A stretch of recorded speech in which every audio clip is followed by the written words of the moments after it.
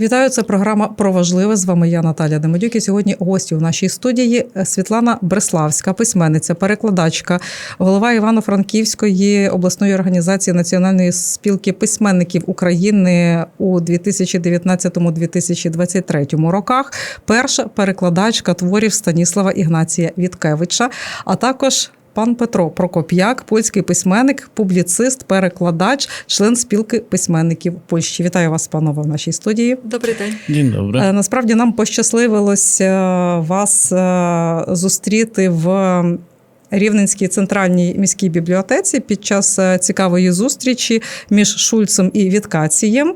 І, власне, завдяки цій зустрічі, ініційованої Іриною Баковецькою і нашою бібліотечною системою, ми маємо нагоду ще познайомити з цією темою і, власне, з вашою творчістю наших радіослухачів і наших глядачів. Отже, кілька слів про те, що привело вас до Рівного, бо я знаю, що ось так от в Рівному з аудиторією, з публікою ви обоє спілкуєтесь вперше. Так, це наш перший приїзд. Я хоч українка, народилася, виросла в Україні, все своє життя фактично провела в Україні. І зараз так душею живу в Україні. Але в Рівному я вперше. В Рівному вперше і спонукало мене, я завжди хотіла сюди потрапити, особливо дуже хочу потрапити в Дубровицький район, село Великі Озера, де похований Станіслав Ігнатій Віткевич, польський письменник, творчістю якого я займаюся вже фактично 5-й рік. Так. А Петро мріяв потрапити до України, до Дрогобича, оскільки улюблений письменник Петра Бруно Шульц. І Петро теж весь свій вільний час присвячує життю і творчості Бруно Шульца. Дякую, пані Світлано. Так, щоб вкластися і за наш ефірний час розповісти максимум за мінімальний відрізок часу. Пане Петре, я знаю, що ви в усіх напрямках досліджуєте не просто польську літературу, але і зв'язок, власне, героями сьогоднішньої зустрічі Станіславом Ігнатієм Віткевичем і Бруно Шульцем з Україною. І саме тому ви і перебуваєте сьогодні в Україні, в Рівному. Розкажіть трішки за самі постаті. Ось, як на мене, дуже показово, що обидва цих письменника, знаних у Польщі, зустріли свої останні дні саме на території Західної України. Obu tych pisarzy, ich relacja nie była taka typowo przyjazna, ale na tyle bliska, że ich losy jakoś tam się przeplatały. Obaj zakończyli swoje życie na terenie obecnej Ukrainy. Ignacy Witkiewicz na Polesiu, z kolei Bruno Szulc w Drohobyczu. Obaj zginęli tragicznie. Bruno Szulc zginął od kuli niemieckiego bandyty. Stanisław Ignacy Witkiewicz sam sobie odebrał życie na wieść najazdu armii sowieckiej na tereny ówczesnej Rzeczpospolitej. І, власне, в цьому світлі хотілося б зазначити, що те, що ви піднімаєте ці питання, ці імена, про важливість взагалі в цьому контексті української дипломатії, україно-польського діалогу, особливо станом на сьогодні, це направду болюча, але важлива тема. Я вважаю, ми вважаємо так, що ми повинні шукати те, що нас об'єднує. А що може краще об'єднувати, як не культура? Культура, спільна культура. Письменники українські жили на теренах Польщі. Скажімо, той же Богдан Лепкий мешкав у Кракові, був професором Ягелонського університету. Всі класики української літератури того часу приїжджали до нього в гості, в нього зупинялися, їхали через Польщу, завжди заїжджали до Кракова, до Лепкого. В нього гостював і Михайло Коцюбинський, і Василь Стефаник, і інші письменники, і Остап Луцький. І сам Лепкий перекладав їхні твори на польську мову і друкував в Польщі. Водночас дуже багато польських письменників народилося і виросло на теренах України, власне, Західної України. Хоча було дуже багато і культурних діячів, які мешкали в Кропивницькому, і інші, в Києві, в інших містах. Та, власне, той же Юліш Словацький, наприклад. Так. От. І це те, що ми повинні, що повинно об'єднувати наші народи. Ви активно займаєтесь обидва перекладацькою діяльністю, і сьогодні до Рівного ви привезли трішки книг. Я попрошу по кілька слів розказати, з чим ви приїхали. А нашим глядачам-слухачам скажу, що якщо вас зацікавила дана тема, то прекрасні книги зараз уже є у фонді Центральної Рівненської міської бібліотеки. Туди можна приходити, можна звертатись, можна читати, досліджувати. Ну і, власне, багато перекладених творів можна шукати в інтернет-просторі або звертаючись до пані Світлани. Пане Петре, пані Світлано, кілька слів про ваші книги, про ваші роботи, про ваші переклади. Tak, wspólnie ze Switłaną zrealizowaliśmy ten projekt, taka drobna książeczka z okazji 1132 rocznicy urodzin, Bruno Schulza. Znajduje się tutaj mój esej oraz wiersze polskich poetów. Jest też opowiadanie Bruno Schulza, niedawno odkryte, Undula. Książka jest dwujęzyczna w przekładzie Switłany. Książka Zielony manuskrypt ukazała się w Ukrainie. Są to moje opowiadania w przekładzie Switłany. A tu jest bliźniacza książeczka w języku polskim. Księżycowy Piotruś, którego fragmenty też zostały przetłumaczone na język ukraiński. Jest to moja ostatnia książka. Powrót do dzieciństwa, powrót do czasów PRL-u. Świat widziany oczami dziecka. Oraz tutaj jeszcze zaprezentuję tom wierszy. Cmentarne miśki rozumieją czas.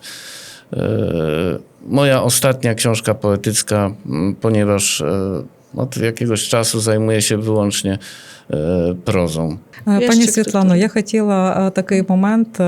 Дуже, до речі, приємно, що відбувається це знайомство з книгами, але про постать, власне, Бруно Шульца. Сьогодні під час зустрічі ви згадували історію, що навіть в той час він постраждав від радянської влади, буквально в прямому сенсі за свою творчість. Я би хотіла, щоб ви цією історією поділилися також з нашими слухачами і глядачами. Bruno Schulz był polskim pisarzem żydowskiego pochodzenia, mieszkał w Drohobyczu. Miał nieprzyjemność żyć w burzliwych czasach. 1 września 1939 roku atak Niemiec na Polskę. Wojna zastała go w Drohobyczu. W wyniku układu Ribbentrop-Mołotow zostały ustalone strefy wpływów. Na 2 tygodnie Drohobycz zajęły wojska niemieckie. Po 2 tygodniach się wycofały i nastała władza sowiecka. Bruno Schulz starał się odnaleźć w tych realiach. Jego twórczość literacka nie była wtedy w ogóle szanowana. Z kolei miał talent do malowania, rysowania i w ten sposób starał się jakoś ułożyć swoją codzienną egzystencję w tych realiach. I kuriozalnym przypadkiem po wkroczeniu już armii sowieckiej, takim kuriozalnym przypadkiem było aresztowanie przez NKWD Bruna Schulza pod pretekstem sprzyjania ukraińskim nacjonalistom. Sprawa, jak powiedziałem, była kuriozalna i w zasadzie śmieszna, ponieważ na zlecenie miał namalować obraz wyzwolonych ludów Ukrainy, wyzwolonych oczywiście przez Sowietów, i użył za dużo żółtej farby, a także Niebieskiej. żółtej, niebieskiej farby za dużo użył oraz narysował postacie tych wyzwolonych obywateli Ukrainy na boso. Czyli jakoś udało mu się wyjść z tej opresji, ale buty musiał domalować. Яскравий приклад, як працювала цензура і система. І пані Світлана, ми трішки познайомилися з книгами, ну, принаймні озвучили, з чим приїхав пан Петро сьогодні. І я би хотіла, щоб ви кілька слів розповіли також про свій доробок, який привезли до Рівного, і трішки його презентували. Ну, так склалася моя доля, що я стала першою перекладачкою творів Станіслава Ігнатія Віткевича на українську мову. Власне, першою перекладачкою прозових творів, тому що, здається, в 2014 році Місько Барбара переклав так швиденько 6 п'єс. Це для Харківського театру «Арабески». Тут ніби він перший опублікував ці твори, ці п'єси. Але я стала першою перекладачкою романів Станіслава Ігнатія Віткевича і вважаю, що це набагато важливіші твори, ніж п'єси. Вони ґрунтовніші, вони містять філософські погляди Віткація. От, Які саме ви переклали? Я переклала роман «Прощання з осінню». Це його другий роман. От, і третій роман «Ненаситність». От ще був перший роман «622 падіння Бунга», але ця книжечка лежить і чекає, коли я нарешті буду мати час її перекласти. Ну, не книжечка, а така книжка досить об'ємна. От, потребує трохи часу, щоб перекласти. Обидві книжки видало видавництво «Фоліо». І на сайті видавництва «Фоліо» можна їх придбати, ці два романи. Крім того, в бібліотеці я представила, і бібліотека зараз має в своєму доступі монографію «Віткацій. Хижий розум» в моєму перекладі. У Варшаві є такий інститут Віткація.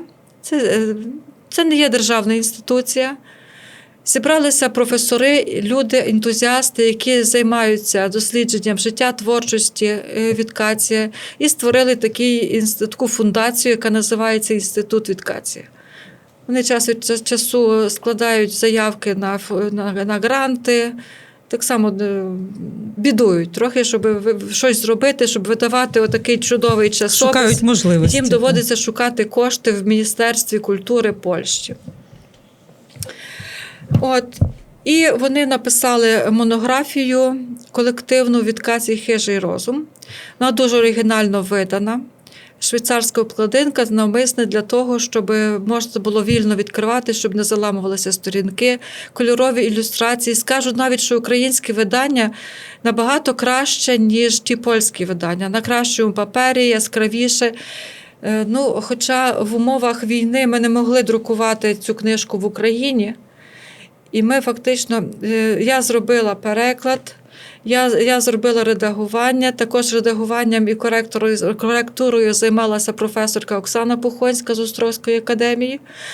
От, ми все зробили і надрукували книжку, я ще й передмову написала, і ми надрукували у друкарні в Любліні. А потім підписали договір із видавництвом українським «Дух і літера». І «Дух і літера» взялося за промоцію цієї книжки. Її також можна знайти і замовити на сайті видавництва «Дух і літера». Я вам дякую за інформацію, таку вичерпну, хоча, звичайно, хотілося б розвивати тему, але ми ще зустрінемося в ефірі. І в нас лишається буквально кілька хвилин. Я би хотіла ось до вас, пане Петре, питання. Ви вперше в Україні, вперше в Рівному. Я знаю, що ви ще не встигли все побачити, але принаймні поділіться своїми враженнями і наскільки ви вважаєте потрібним станом на сьогодні україно-польський діалог. Moje wrażenie jest oczywiście duże, pozytywne.